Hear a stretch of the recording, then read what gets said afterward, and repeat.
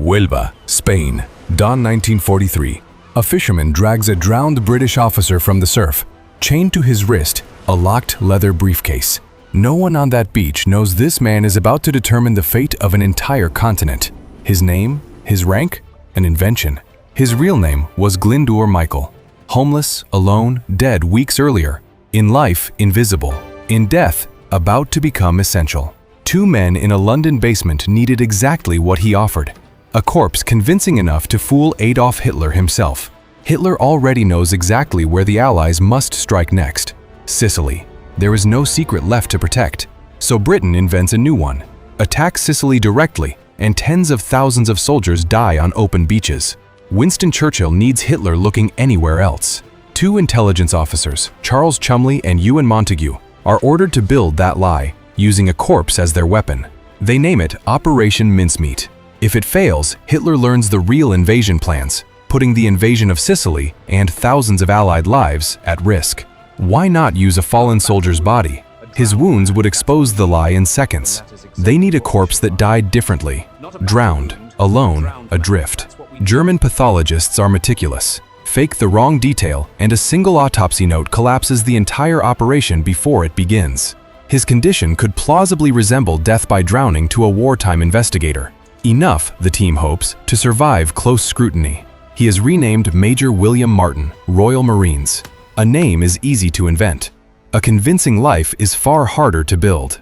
Every officer knows the risk. If the Germans doubt Major Martin for even a second, thousands of Allied soldiers pay with their lives. So the team builds him a complete existence, flaws included. Real men carry clutter. A flawless soldier would only raise suspicion. They give him a fiancée, Pam. Love letters, a photograph, a jeweler's receipt.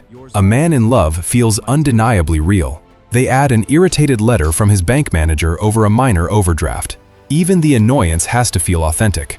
Used theater tickets go in his pocket. Small, forgettable details. Exactly what a real soldier's pockets would hold. Now comes the real deception. Fake letters between British generals describe an invasion of Greece and Sardinia, dismissing Sicily as nothing more than a diversion. The tone must be careless, arrogant.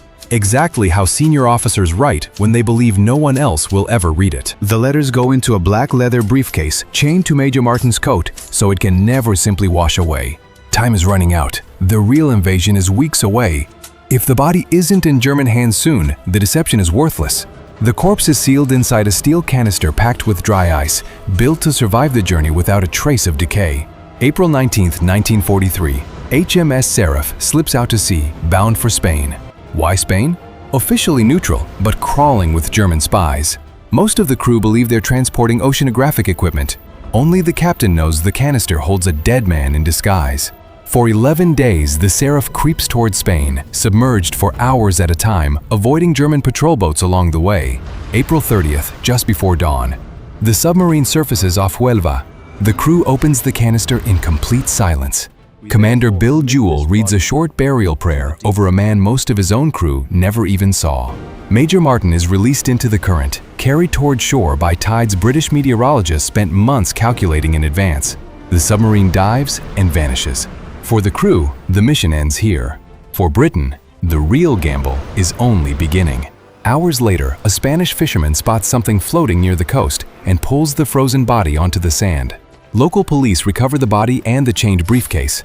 Word spreads fast through a town crawling with German informants. Adolf Kloss, an experienced Abwehr operative, hears about the briefcase within hours and moves immediately to secure access before anyone else does. What almost ruins everything? Spain's neutrality. Officials aren't required to hand anything to Germany, and at first, they simply refuse. In London, the waiting becomes unbearable. If the Spanish return the briefcase unopened, months of work will mean absolutely nothing. Days pass with no word. Montagu grows convinced the plan has failed and starts preparing to explain the disaster to his superiors. Kloss doesn't give up.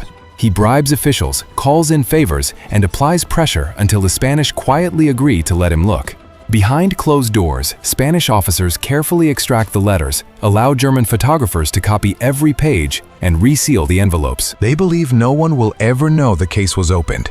But British intelligence had planted one single eyelash inside. When the briefcase finally returns to London, the eyelash is gone. Confirmation. The enemy has read every forged word. But has Berlin actually believed it? German intelligence doesn't hand over trust easily. First, the documents face brutal scrutiny. Analysts examine the paper stock, the ink, the typewriter font. They compare the handwriting against known samples from British command. They interrogate Spanish officials about exactly how the body was found, hunting for any detail that doesn't line up. One skeptical German officer suspects a trick. He flags inconsistencies in the timeline and recommends further investigation before acting. For a moment, the entire deception hangs by a thread. One thorough analyst could unravel everything British intelligence built. But Major Martin's pocket litter saves the operation. The debts, the love letters, the theater stubs. Too petty, too human to be fabricated. Why would spies invent an overdraft notice? The very messiness that made him boring is exactly what makes him believable. Slowly, doubt turns into confidence. The documents move up the chain, past majors, past colonels, toward the very top.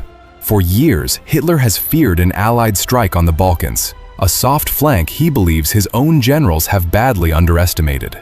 That fear is why, when the letters reach his desk, he doesn't see a trick. He sees confirmation of what he already suspected. Some of his generals argue Sicily is the obvious target, and urge caution before shifting forces hundreds of miles away from it. Hitler dismisses them. He trusts his own instincts over his general's analysis, certain his judgment has earned that confidence before. He orders an immediate shift. Sicily's defenses are stripped down. Reinforcements are redirected toward Greece and Sardinia instead. Panzer divisions are loaded onto trains and shipped hundreds of miles away, chasing an invasion that will never actually come. Field Marshal Erwin Rommel is dispatched to help strengthen Greece's defenses against an invasion that will never come. Hitler personally overrules the doubters and tells Mussolini that Greece, not Sicily, is the true target of the coming invasion. Then, silence. Days pass with no word from Berlin. In London, fear grows that the Germans have somehow seen through the lie.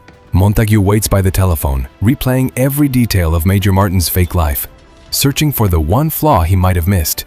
Then, finally, a coded message reaches Churchill. Mincemeat swallowed.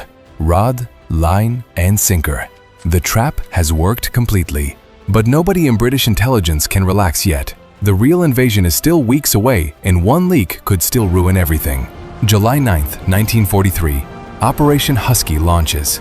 The largest amphibious invasion in history sets sail toward the beaches of Sicily. Thousands of ships approach through the darkness. Soldiers brace for the same brutal resistance they were trained to expect. What they find instead is a defense far thinner than anyone predicted. Sicily's elite divisions are still stranded in Greece. The landings aren't bloodless, fighting is fierce in places. But the overwhelming force Germany could have brought simply isn't there.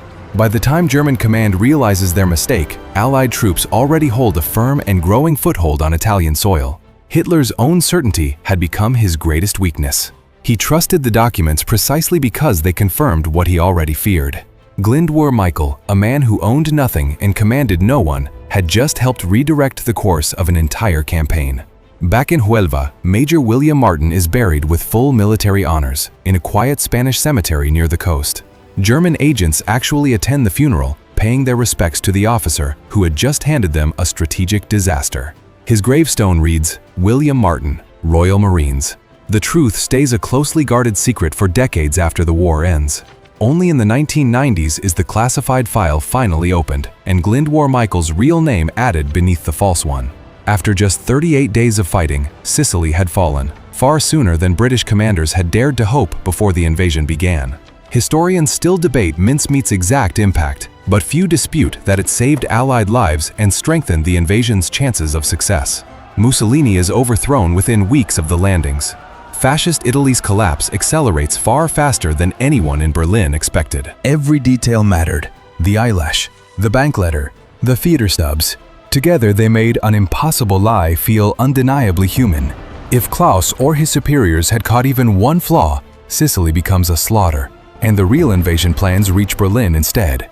A body pulled from a freezing London morgue had ended up helping redirect the strategic decisions of the Nazi High Command.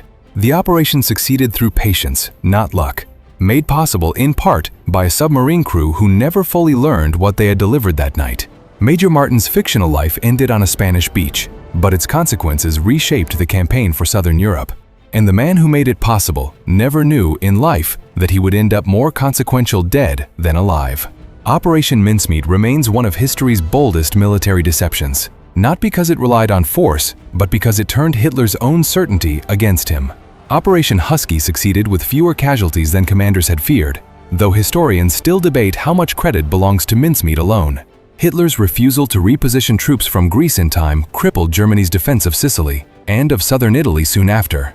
The lesson endures beyond the battlefield. An enemy defending his own conclusion is far harder to shake than one being told what to believe. One forgotten man died alone, with no rank and no title of his own, yet helped change the course of a continent.